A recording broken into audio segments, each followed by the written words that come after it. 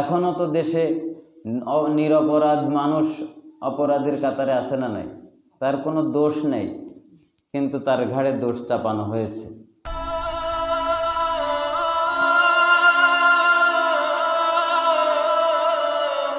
বাড়ির ছেলেকে সন্দেহ করা হলো, ছেলে কোথায় পড়ে? মাদ্রাসায় পড়ে। তাহলে তার নিউজ করতে দেরি করা যাবে না, যেহেতু মাদ্রাসায় পড়ে তাড়াতাড়ি নিউজ করে দিতে হবে। নিউজটা কি করলো যে আপন মাকে তার সন্তান প্রেমে বাধা দেওয়ার কারণে অথবা তার হাত খরচের টাকার কারণে মাকে হত্যা করে ফ্রিজে রেখেছে। মেইন স্ট্রিম মিডিয়াগুলো এটা সুন্দরভাবে ঢালাওভাবে প্রচার করলো। তারা তথ্যসূত্র কোথায় পেল? তথ্যসূত্র পেল হচ্ছে র্যাব ব্রিফিং দিয়েছেন।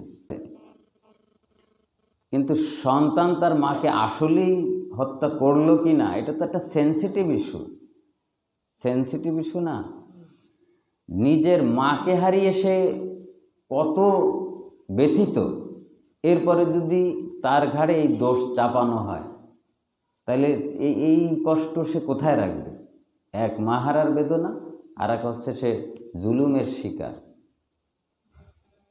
তাহলে দেশের বিচার ব্যবস্থা সিস্টেমের কতটা অধঃপতন হলে এমন একটা ঘটনা ঘটতে পারে, যেখানে র্যাব বিবৃতি দিচ্ছে, ব্রিফিং করতেছে যে সন্তান তার মাকে মেরেছে। পুলিশ তদন্ত করে দেখে যে এই হত্যাকাণ্ডের সাথে ছেলের কোনো যোগসূত্র নেই। ফলে একদিকে পুলিশে এক ঠ্যাং ধরে টানতেছে বাচ্চার, আর একদিকে টানতেছে র্যাবে, ও মাঝখান দিয়ে জামিনও হওয়ার কায়দা নেই। কি অবিচার! তাইলে এই কিছু কিছু ঘটনার মাধ্যমে মানুষের বাস্তবতা প্রকাশ পায় যে বিগত দিনে এরকম অবিচার কত না কত মানুষের পরে হয়েছে। বিষয়টা তাই না? আমি একজন প্রশাসনিক লোক, আমাকে সরকার অসংখ্য টাকা আমাদের ট্যাক্সের পয়সা দিয়ে তাকে অভিজ্ঞ করে তুলছে, বিজ্ঞ করে তুলছে। যে মেকার, সে ওই মাদারবোর্ড দেখলে বুঝতে পারবে বা মিটার দিলে বুঝতে পারবে যে আসলে ত্রুটিটা কোথায়। আপনি বুঝতে পারবেন না। কথা বুঝতে পেরেছেন? যে বিষয়ে অভিজ্ঞ, তার সেই জিনিস দেখলেই বুঝতে পারে এখানেই সমস্যা, তাই না? সেই বিষয়ের পরে তো সে স্টাডি করেছে। যেমন মনে করেন, আপনাকে যদি বলি সূরা ফাতিহাটা পড়ে, তো আপনার পুরো ফাতিহা শুনে আমি বলতে পারবো এখানে আপনার ভুল গেছে, কারণ ওই বিষয়ে আমার ট্রেনিং নেওয়া। আমি বলতে পারবো যে এখানে আপনার সমস্যা, তাই তো? আচ্ছা, র্যাব, পুলিশ, NSI, যারা যে বিষয়ে পড়াশোনা করেছেন, স্টাডি করেছেন, লক্ষ লক্ষ টাকা সরকারের যেখানে ব্যয় হয়েছে, তাহলে সে কোনটা অপরাধী, কোনটা চোর, কোনটা গুন্ডা, তার তো চোখের ভাষা দেখেই তো তাদের অর্ধেক, সে 90% বলে ফেলবে যে এটা অপরাধী কিনা। সেইভাবেই তাকে ট্রেনিং দেওয়া হয়েছে, সে এই বিষয় নিয়ে কাজ করে। তারা তো বিজ্ঞ, তাদের তো মিস্টেক হওয়াটা মানে দুরূহ ব্যাপার হওয়া উচিত, রেয়ার কেস হবে এগুলো। কিন্তু আমরা এটা লক্ষ্য করেছি, সেভারেল ইনসিডেন্ট, প্রায়শই এইসব ঘটনা। কেন? আর সাংবাদিকরা তথ্য সংগ্রহ করতে, তথ্যপত্র কত নিখুঁতভাবে যদি তারা প্রচার না করে, তাহলে নির্দোষ একটা মানুষকে দোষী বানায় দিতে পারে। সারা পৃথিবীর মানুষ সি করেছে যে এই লোকটি কত বড় খারাপ, নিজের মাকে হত্যা করেছে, অথচ দেখা গেল ঘটনাটা সত্য নয়। তাইলে সত্যকে মিথ্যা, মিথ্যাকে সত্য বানানো কি মিডিয়ার কাজ? মিডিয়ার কাজ হচ্ছে সত্যকে মানুষের সামনে তুলে ধরা। কাফা বিল মারই কাযিবান আইয়ুহাদ্দিসা বিকুল্লি মা সামিয়া। আল্লাহ রাসূল বলছেন, তুমি যে সংবাদ শুনলে সেই সংবাদ প্রচার করাটা মিথ্যাবাদী হওয়ার জন্য যথেষ্ট। মিডিয়াটা কথা শুনলেই তো প্রচার করবে না। সাংবাদিকতার মানে কি? সাংবাদিকতার কাজ কি? সেটা তথ্যবহুল, তার প্রমাণ নিতে হবে যে কোনোভাবে। প্রয়োজনে সাংবাদিকরা জান দিয়ে দিবে সত্য সংগ্রহের কাজে। সে একজন কিন্তু সৈনিক।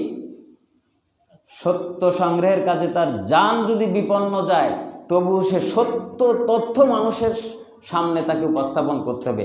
আম্মা ইয়াতাসাআলুন আনিন নাবাইল আযীম, এই হচ্ছে সংবাদ। তারা সংবাদ সম্পর্কে জানতে চায়। আল্লাহ তাআলা কোরআনে বলছেন সেই বড় সংবাদের কথা জানতে চায়। সেটা তো বড় সংবাদ, আল্লাযী হুম ফীহি মুখতালিফুন, যে বিষয় নিয়ে তোমাদের মধ্যে ইখতিলাফ হচ্ছে সে সংবাদ, কিন্তু সংবাদ সেটা ঘটবেই ঘটবে। এই সাংবাদিকতা, সংবাদ প্রচারের কথা আল্লাহ তাআলা কোরআনে বলেছেন 30 নম্বর পারার প্রথম সূরায়। তাহলে কতটা নিখুঁতভাবে একজন সাংবাদিক, একজন সংবাদকর্মী কতটা নিখুঁতভাবে তার তথ্য সংগ্রহ করতে হবে এবং সেটা প্রচার করতে হবে।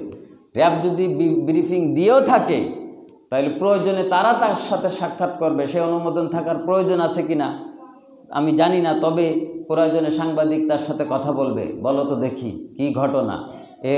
সাংবাদিকরা অনেক চিকুন কাজ করতে পারে, করে এর তথ্যপত্র বের করে নিয়ে আসে। সাংবাদিক ইলিয়াস আছে না বিদেশ থেকে, দেখছেন কি চিকুন বুদ্ধি, এরা বের করে নিয়ে আসতে পারে।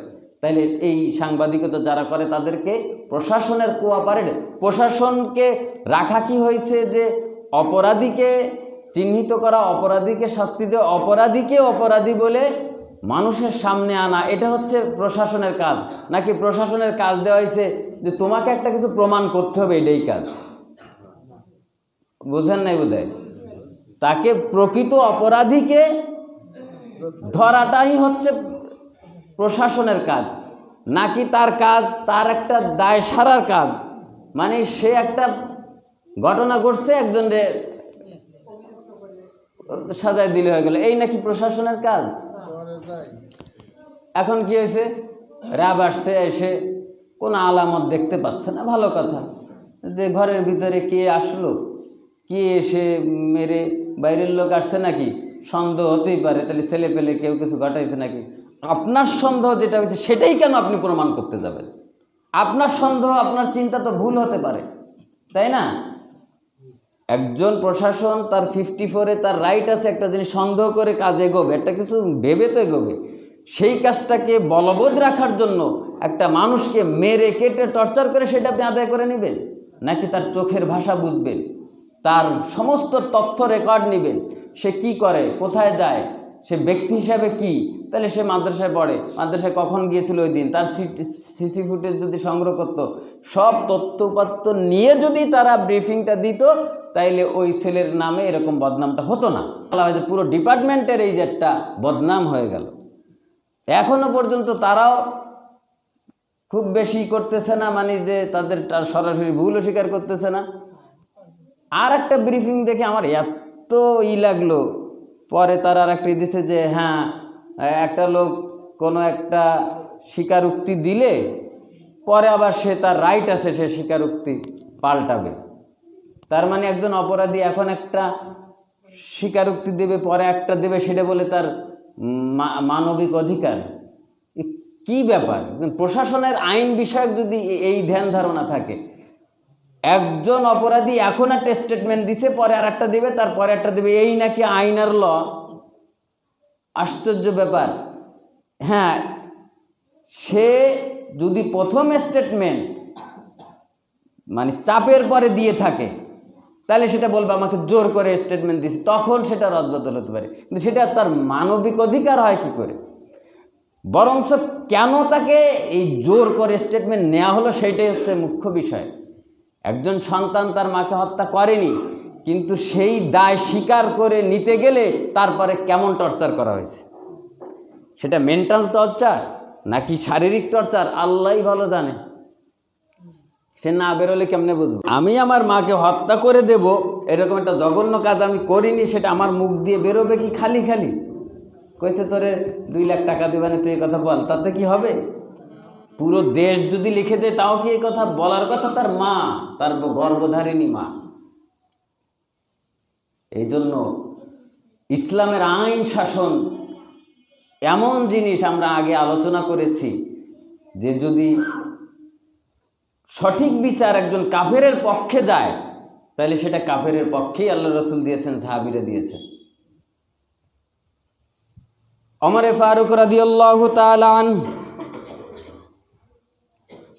বাড়িতে বসে আছেন, এমন সময় একজন সাহাবী এসেছেন, এসে বলছেন, ওমরে ফারুক রাদিয়াল্লাহু তাআলা আনহু, আমি 5 ওয়াক্ত সালাত আদায় করি, যাকাত আদায় করি, ইসলামের শরিয়ার যত বিধান আছে মেনে চলার চেষ্টা করি। আমার সাথে একটা বিবাদ হয়েছে, কাফেরের সাথে দ্বন্দ্ব হয়েছে। হুজুর আকরাম সাল্লাল্লাহু আলাইহি সাল্লামের কাছে বিচার গিয়েছে, তিনি বিচার করেছেন।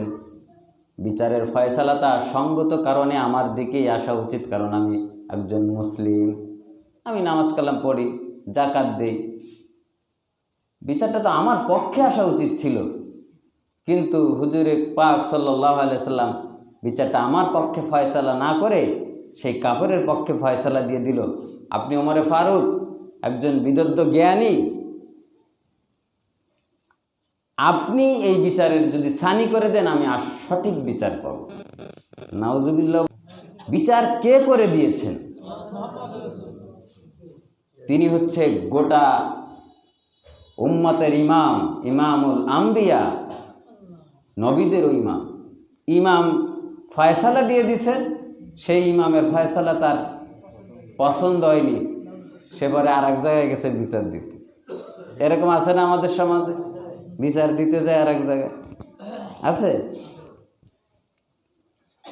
ওমর ফারুক বলতেছে রাদিয়াল্লাহু তাআলা আনহু, তাহলে তুমি কি চাচ্ছ বলো তো? আমি চাচ্ছি এই বিচারটা ছানি আপনি করে দেন, বিচারটার দ্বিতীয়বার আপনি এটা বিচারের ছানি করেন, আমি এই বিচার আমার পছন্দ হয়নি। বসো, আল্লাহ রসুল সাল্লাল্লাহু আলাইহি সাল্লাম তোমাকে বিচার করে দিয়েছেন, সে বিচার যেহেতু তোমার পছন্দ হয়নি, আমার কাছে এসেছে, তাহলে তো আমার তো একটা বিচার করে দিতেই হয়। ওমর ফারুক রাদিয়াল্লাহু তাআলা আনহু ভিতরে গেলেন, তরবারিটা বের করলেন, তরবারির খাপ থেকে নাঙ্গা তরবারি বের করে দিয়ে বললেন, মুহাম্মদুর রাসূলুল্লাহ সাল্লাল্লাহু আলাইহি সাল্লাম যে বিচারের ফয়সালা করেন, এই বিচার যার পছন্দ না হয় তার বিচার এভাবে করে করে দিতে হয়। পৃথিবীতে ন্যায় বিচার না থাকার কারণে অসংখ্য নির্দোষ মানুষগুলো আজকের দোষী প্রমাণিত হয়ে অনেকের জীবন দিতে হয়েছে, কারাবরণ করতে হয়েছে, অঙ্গহানি হয়েছে। আমরা এর অসংখ্য নজির বাংলাদেশের মাটিতে দেখতে পাই। পুলিশ যখন রিমান্ডে নিল, জিজ্ঞাসাবাদে দেখা গেল তিনি বললেন যে না, আমি এই কাজ করিনি। তাহলে পুলিশের কাছে স্বীকার করলো যে না আমি করিনি, র্যাবের কাছে কেন স্বীকার করলো যে আমি এই কাজ করেছি? তাহলে কি পরিমাণে টর্চার হয়েছে।